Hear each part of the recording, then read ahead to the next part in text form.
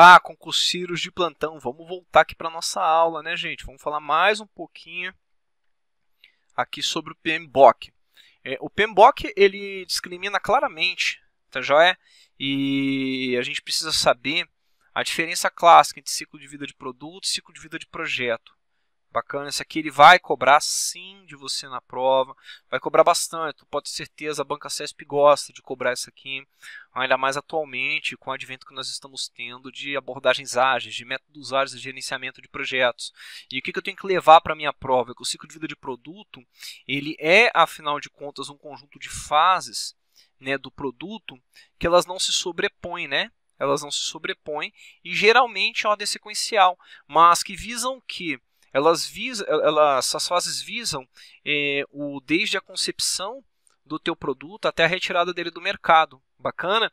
E quando a gente fala de um ciclo de vida de projeto, o ciclo de vida de projeto é um pouco diferenciado, porque o ciclo de vida de projeto ele prima, afinal de contas, pela execução de algo que vai lançar esse produto no mercado. E não só lançar esse produto no mercado. Como o resultado dele é singular, você pode ter, inclusive, em diversos momentos, diversos projetos sendo executados dentro do mesmo ciclo de vida do produto. Eu sempre dou exemplo clássico do pessoal do Gol, lembra? O carro Gol? Pois é, o Gol acho que está na geração 10, 11, 12, e eles vão continuar com novos projetos de lançamento de novas versões do Gol, acredita aí que até a geração 30, 50, 90, ok? Entenderam isso? Joia, se vocês entenderam, é de suma importância sempre que você leve para a tua prova, nesse momento, também o que? Uma estrutura que você tem basicamente fundamentada de relação entre as fases do seu ciclo de vida de projeto. Primeira relação que você tem que ter em mente é que existe essa relação sequencial. O que vai ser relação sequencial? É quando você, afinal de contas, precisa terminar uma fase 1, para que depois você siga para uma fase 2, para que depois você siga para uma fase 3 e depois sim você consiga seguir para onde? Para uma fase 4 e assim por diante, até que você tenha o fim do seu projeto. E você não pode simplesmente passar da fase 1 para a fase 3 sem executar a fase 2. Você não pode simplesmente pegar a fase 2 aqui e supostamente colocá-la para iniciar nesse momento aqui da fase 1, isso aqui também não pode acontecer, porque obrigatoriamente elas vão ter o quê? Isso aqui é prescritivo, tudo bem? Isso é prescritivo. Uma fase precisa terminar obrigatoriamente antes da próxima começar. Agora, em contrapartida, nós temos uma outra relação que é sobreposta. Aí sim, quando a gente fala de uma relação sobreposta, as fases, olha que diferença. Nesse caso, as fases têm início antes do término do anterior. Gente, exemplo clássico, se você estiver construindo um estádio de futebol, você não pode, afinal de contas, pegar ali e no decorrer do teu estádio de futebol, você começar, afinal de contas, a construir uma outra fase ali do teu projeto, que é, por exemplo, a parte de urbanização e meio ambiente, antes mesmo de terminar o gramado interno do futebol. Pode, isso sem problema algum. Reparem que você pode fazer isso, tá ok? Dentro do desenvolvimento de software, observe que a gente tem frequentemente o que eu não preciso atualmente definir obrigatoriamente o meu software do início ao fim, a não ser que esteja trabalhando ali, né, com algum tipo de metodologia em cascata ou também sequencial, que nós temos isso também no desenvolvimento de software, em projetos de software. Fora isso, você não precisa. Então, o que tu vai fazer? Você vai começar, afinal de contas, parte do software, às vezes você está no planejamento ainda, e parte do que já foi planejado, tu já pode executar. O que tu faz? Rapaz, você já parte logo adiante e vai executando aquilo ali. Essa é a ideia de fases sobrepostas. Tudo bem? Joia! Um ponto que você tem que levar para a tua prova. Fases sobrepostas, olha lá, ó, podem aumentar o risco e resultar em retrabalho caso uma fase subsequente progrida antes que as informações precisas sejam disponibilizadas pela fase anterior. Por que isso acontece? Porque tu está fazendo um monte de coisa uma em cima da outra. Então, inclusive, isso aqui é uma coisa taxativa, tá, para a tua prova. Falou em paralelizar algo? Paralelizar. Se você está tentando paralelizar algo, sobrepor algo, você sempre vai ter o quê? O aumento do risco. Pode anotar isso. Batata. deles colocarem isso na tua prova quando eles falam de paralelização ou de sobreposição de entregas. Fechou? Beleza. Uma coisa são as relações entre as fases. Outra coisa é o tipo de ciclo de vida que você tem.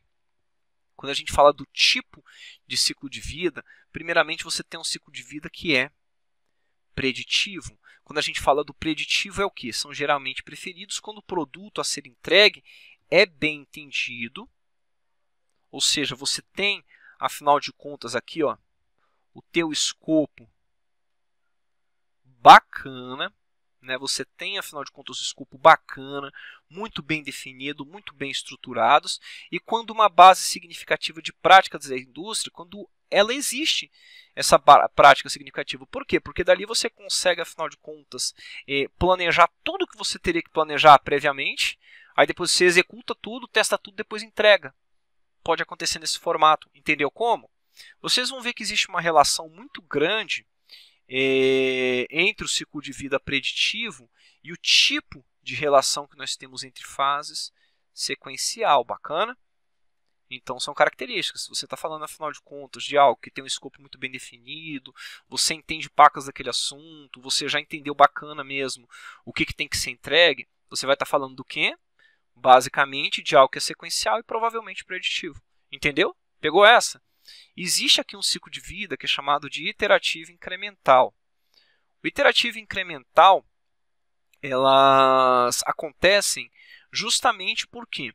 Porque você precisa ter uma maior compreensão. Ó. Ela vai rolando à medida que a compreensão do produto pela equipe do projeto aumenta. Né? Então, ao invés de você colocar aqui o teu projeto, você tem que lembrar disso, tá bom, gente?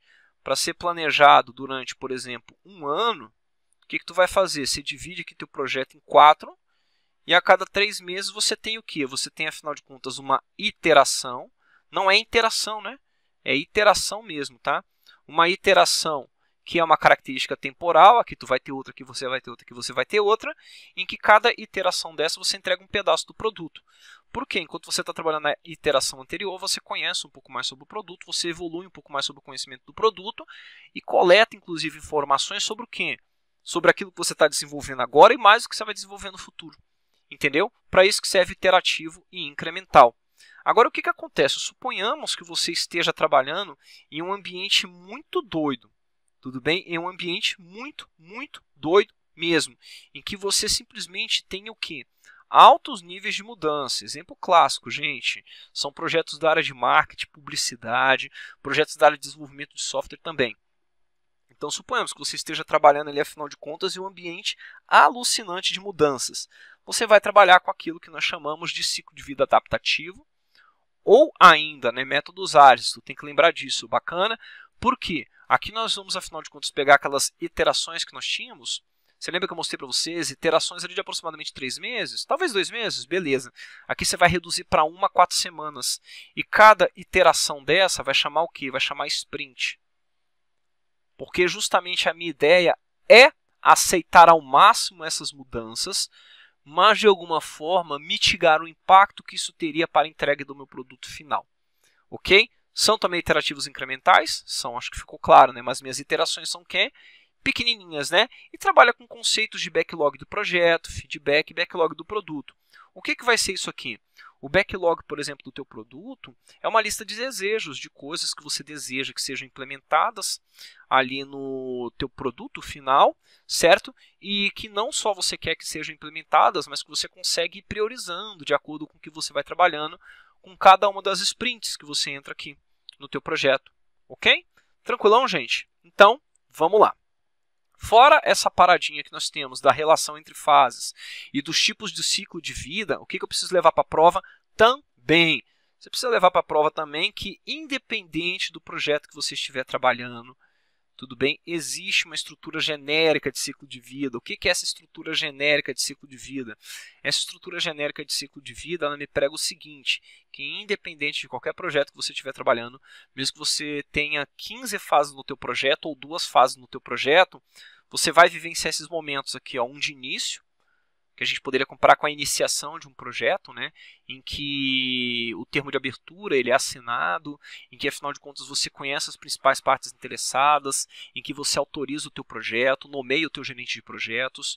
Dali em diante você passa para um esquema, né, uma parte de organização e preparação, joia, em que essa sua organização e preparação ela vai servir para o que basicamente? Essa sua organização e preparação vai servir basicamente para você planejar o que você vai executar. Tá bom? Então o planejamento do projeto entraria aqui, Procheco? Entra, claro que entra. Você vai executar aquele trabalho planejado. Isso mesmo, você vai pegar, vai executar o teu trabalho ali que foi planejado. Você vai fazer, né, com que esse trabalho rode efetivamente. Você vai entregar, afinal de contas, aquilo que se deseja. E por final você tem o quê? Você tem que encerrar esse teu projeto. Então mesmo que você tenha, afinal de contas, 10 fases na tua metodologia de gerenciamento de projetos, 15 fases, você vai obrigatoriamente trabalhar com o quê? Exatamente, você vai obrigatoriamente vai passar por 4 momentos no teu projeto. Esses 4 momentos, eles ainda gostam de colocar sendo cobrados em formato de gráfico, tá bom? Em que você tem aqui, afinal de contas, nesse caso, um nível de custo e pessoal, que é o que? Bem baixinho no iniciar o projeto, começa a crescer um pouquinho na organização e preparação e na execução ele está lá no topo. Finaliza de forma abrupta no encerramento do projeto. Pontos que eu tenho que tirar daqui já de início. Você tem, afinal de contas, aqui, ó, nessas fases que eles colocam como uma estrutura genérica realmente do ciclo de vida, só para que você tenha um entendimento conceitual, né, de acordo com o PMBOK, eles colocam por conta dessa característica, você vai ter marcos de coisas a serem entregues, né? Como, por exemplo, a iniciar o projeto, você tem o teu termo de abertura. É ele que vai demarcar que o início do projeto aconteceu, né? Quando você trabalha com organização e preparação, que vai ser a ideia de um planejamento, você sai daqui com o quê? Um plano de gerenciamento de projetos. Você executou o trabalho. O que você tem? Você tem diversas entregas aceitas. Legal? Vamos lembrar disso para a tua prova, tá? Sempre mesmo, tá bom? Encerrei o projeto, eu tenho que arquivamento dos documentos do projeto, inclusive do meu TEP, termo de encerramento do projeto. Outro gráfico que eles gostam de frequentemente cobrar na tua prova é o que? Banca CESP. Justamente essa relação que você tem entre riscos e incertezas e custos de mudanças no decorrer do tempo de um projeto. Analise bem, vamos lá. No começo do teu projeto, tu sabe como é que ele vai chegar no final? Não. Tu sabe as pessoas que você vai utilizar, todas elas? Não. Sabe se todos os recursos que você precisa vão estar disponíveis? Não. Então você concorda comigo que aqui, ó, no início do seu projeto, o teu risco e a tua incerteza são enormes? Só que isso, de acordo com o que você vai trabalhando no teu projeto, vai diminuindo até chegar aqui no término de tudo. Legal? E custo das mudanças? Rapaz, é só tu imaginar o seguinte, você está construindo um prédio de 20 andares, estou no primeiro andar e quero construir ele agora com 30. O custo de mudança é baixo? É só você pegar ali e colocar, afinal de contas, uma estrutura mais firme, né, ali nos alicerces, né, na fundação, na verdade, do teu prédio, que ele vai sustentar. Agora imagina se você estiver no 15º andar e resolve fazer com que teu prédio chegue, afinal de contas, no 30º andar.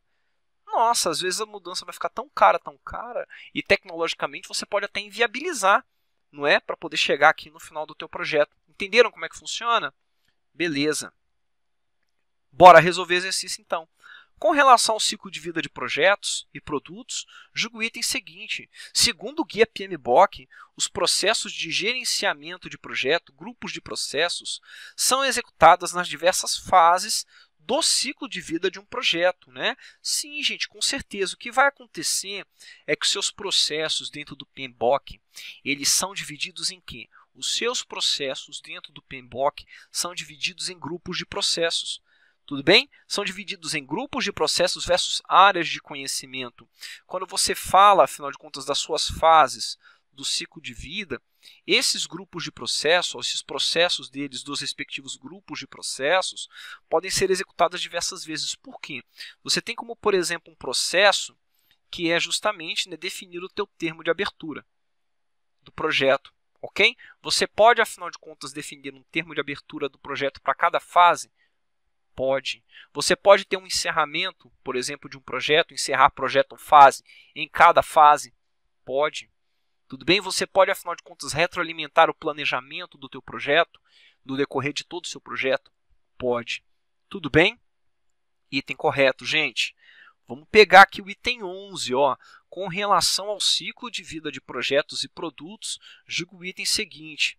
Na abordagem de execução de projetos, conhecida como em cascata, waterfall, o que é esse em cascata waterfall? Lembra que eu falei para vocês lá do gerenciamento de projetos de desenvolvimento de software? Pois é, o em cascata, o waterfall, ele é justamente o quê? Ele é justamente um tipo de abordagem de ciclo de vida preditivo. Ele é preditivo, tá bom? Lembra que eu falei para vocês lá no desenvolvimento de software, se você sabe, afinal de contas, que um software tem todos os seus detalhes já pré-definidos, tudo que você vai entregar, você tem noção daquilo que tu vai entregar, tu pode trabalhar com esse tipo de abordagem tranquilamente. Então ele está falando justamente dela aqui nesse exato momento, tá bom?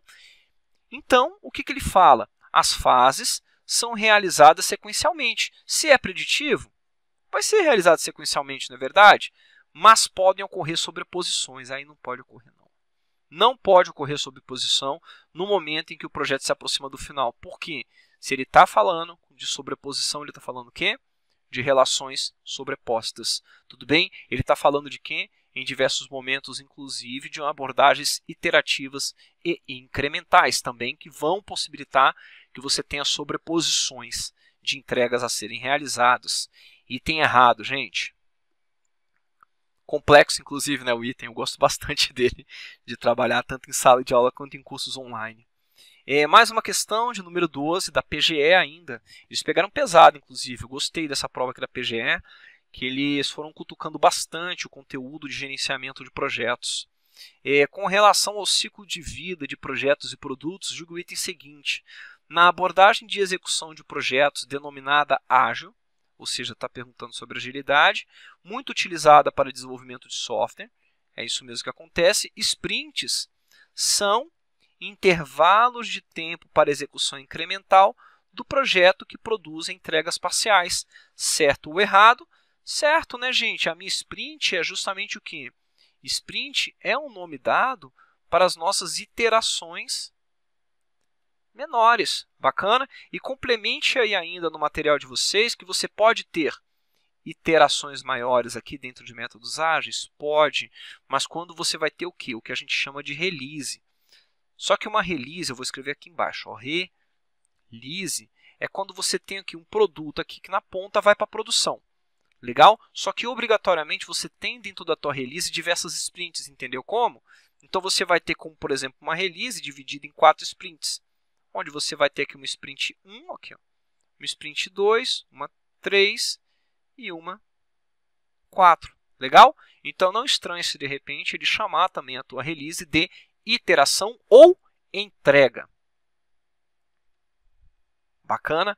É uma iteração também, quer queira ou não, a iteração é o quê? É aquele espaço temporal em que você entrega alguma coisa do seu produto. Questão de número 31. Com relação ao ciclo de vida de projetos e produtos, julgue o item seguinte. Na abordagem de execução de projetos, denominada incremental, ocorre um macroplanejamento das fases no início do projeto, que é revisitado e detalhado quando o início de cada fase se aproxima. Isso aqui é verdade, sabe por quê? Como que isso acontece? Você tem, afinal de contas, agora vamos trabalhar aqui, ó, com a ideia do incremental, né? Você tem um monte de incremento a ser entregue, esse monte de incrementos, né? Eu vou colocar assim, ó, aqui, ó. Você tem um quadrado ali, mais ou menos, que você tem que entregar no teu projeto. E você, afinal de contas, conhece legal esse e essa parte aqui do teu quadrado, bacana? Essas outras partes aqui, afinal de contas, você está pensando o seguinte: ah, mais ou menos eu sei o que é. Mais ou menos eu sei o que é. Ixi, isso aqui para mim ainda está na nuvem, não tenho nem noção, né? Isso aqui para mim são pontinhos. Não tenho nem noção do que eles fazem, afinal de contas. Só que para poder conhecer inicialmente, pelo menos ter uma visão do que seria esse seu produto no final, você tem que realizar um planejamento inicial para quê? Para poder dizer, afinal de contas, se esse quadradinho aqui, ó, esse retângulo, na verdade, aqui do canto, você já tem grandes conhecimentos para que ele entre, afinal de contas, em uma, vou escrever só IT, tá bom? Você já sabe, em uma iteração 1. Entendeu como? Por quê? Porque dali em diante ele vira aquele incremento, concordam comigo? Agora, para poder entrar aqui na segunda iteração, o que tu vai fazer? Quando essa aqui estiver chegando no final, a IT1, Eu vou chegar aqui no momento e vou fazer o que de novo? Rapaz, deixa eu replanejar isso aqui, sabe por quê? Porque de repente pode ser que meu segundo incremento que eu conhecia muito, ele sequer é prioritário agora mais. Então ele está aqui, mas vai cair na prioridade 3, por quê? Esse daqui que estava em dúvida, tá vendo? Do canto aqui, ó, esse, acabou que ele caiu na prioridade 2 e agora eu conheço ele, afinal de contas. Então acaba que ele toma a frente e entra aqui nessa segunda iteração, na minha iteração 2. É assim que funciona a abordagem incremental. É assim que funciona, inclusive, projetos que trabalham com métodos ágeis, e eu quero que você leve isso para a tua prova. Tranquilo? Bacana, item correto, né? Mais um item agora do MPU, técnico do MPU, área de administração. Julgue o item a seguir a respeito de modelagem de processos, gestão de projetos e tomada de decisão. Durante a fase de monitoramento e controle de um projeto, a identificação da necessidade de ajustes pode implicar o retorno à fase de planejamento. Basicamente, o que eu tenho que imaginar? Quando eu falo do gerenciamento de projetos, de uma forma básica, eu posso ter uma iniciação. A iniciação me gera informações para que eu tenha um planejamento do meu projeto, né? Do planejamento eu parto para o quê? Eu vou ter uma execução do projeto, joia? E daqui em diante eu vou partir para um encerramento. Não é assim basicamente que funcionaria um projeto? Só que o que acontece? Aqui, ó, eu vou ter o quê? Eu vou ter uma outra fase que é chamada de monitoramento e controle, em que eu vou ficar observando para saber, afinal de contas, se o que está sendo executado está sendo realmente executado. Se o que está sendo entregue aqui depois da execução é o que deveria ser entregue. E se não for, o que vai acontecer? Eu posso, em diversos momentos, inclusive por conta do monitoramento e controle, fazer isso aqui, ó. Voltar ao meu planejamento, pois alguma coisa saiu dos eixos. Você teve uma solicitação de mudanças extremamente importante e ela tem que entrar naquele momento. Então, nesse exato momento, você pode, afinal de contas, retornar à fase de planejamento? Pode. Isso aqui está correto. Ok, gente? Bacana, né? Corre aqui para a próxima questão. Questão de número 15, acerca da gestão de projetos. Julgue o item a seguir. O gerenciamento de projetos inclui as etapas de iniciação, planejamento, execução, monitoramento e controle e encerramento. Item correto. Eu acabei de responder, inclusive, essa questão aqui na questão anterior. Certinho? Questão de número 16. Acerca dos projetos e de suas etapas, julgue o item subsecutivo com base no guia PMBOK. Ocorrem na fase de planejamento os trabalhos realizados por uma equipe de gerenciamento de projetos com o objetivo de definir uma nova fase de um projeto existente, né? Isso aqui acontece no planejamento? Não, né, gente? Isso aqui, para poder definir essa nova fase, vai acontecer onde? Vai acontecer basicamente na nossa iniciação do projeto. Bacana? Ou na iniciação de uma nova fase que nós tivemos do projeto. Então, isso aqui acontece na iniciação. Fechou? Bacana? Joia! Seguindo aqui adiante. Acerca dos projetos e de suas etapas, julgue o item subsecutivo com base no guia PMBOK. Documentar as lições aprendidas, arquivar documentos importantes para consultas futuras, realizar a avaliação dos membros da equipe do projeto e liberar os recursos utilizados no projeto são ações características do encerramento do projeto. Extremamente correto, só que eu quero bater uma a uma com vocês, né? Documentar lições aprendidas é do encerramento? É do encerramento. Mas o mais importante é que vocês levem em consideração que eu tenho que não só documentar no final, mas eu preciso obrigatoriamente, isso já foi questão de prova, tá? Coletar essas lições aprendidas no decorrer de todo o meu projeto, combinado? Arquivar os documentos importantes para consultas futuras.